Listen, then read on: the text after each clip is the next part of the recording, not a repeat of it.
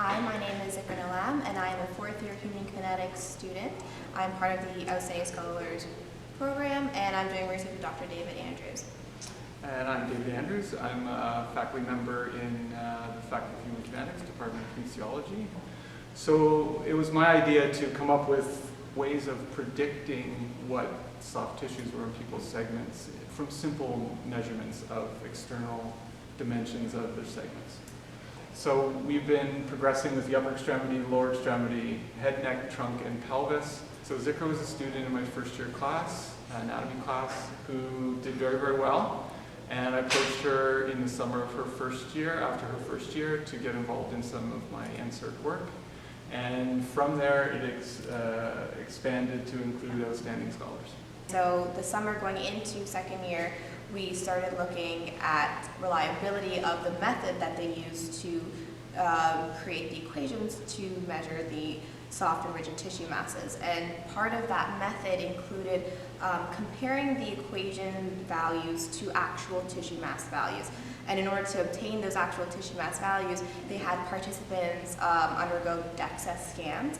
And so these DEXA scans actually were at the hospital, and so they provided us with the tools for that. And so we were able to get images of participants with their body scans and determine what their soft and rigid tissue was.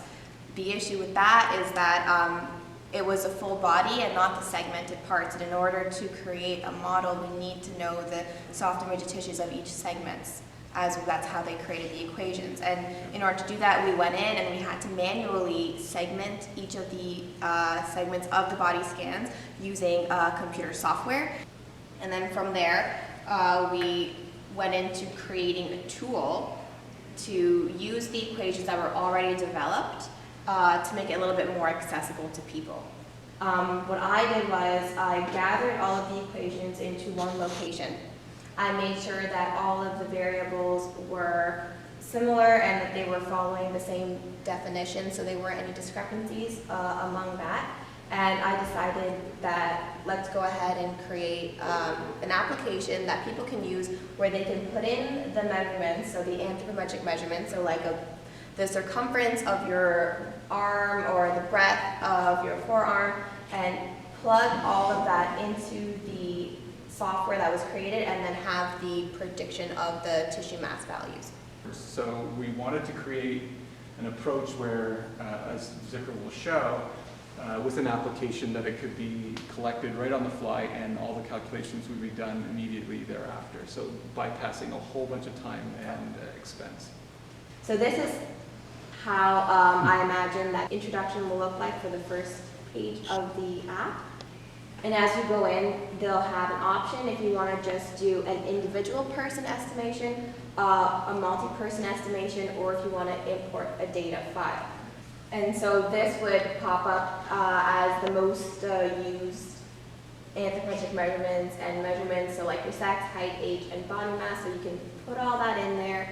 And then what we're hoping to have is an interactive mannequin. So instead of people having to type in, I want to find the head, neck, or the trunk tissue mass, what they can do is go ahead and tap which segment that they would like to look at. So as an example, we have the head, and so they would just tap that, and then it would automatically pop up and say, well, which tissue mass do you want to predict for?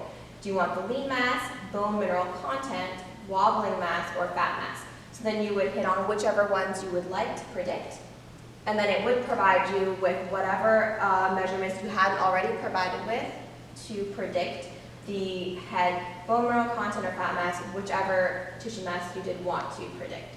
So we plug all those numbers in there, and then the prediction should pop up there, and so then you have that measurement. You can either go back and change it, or you can save it as a file and then export it for later use. And so now this can be used for multiple purposes, whether it's for like research or clinical, or for an individual use to make goals about your body composition as well. So it started off as one thing and kind of led to another, but it just expanded from what it originally. I'm hoping that my next step would be to do my master's in physiotherapy, but I want to continue with that and do a PhD, hopefully, and then teach what I've learned.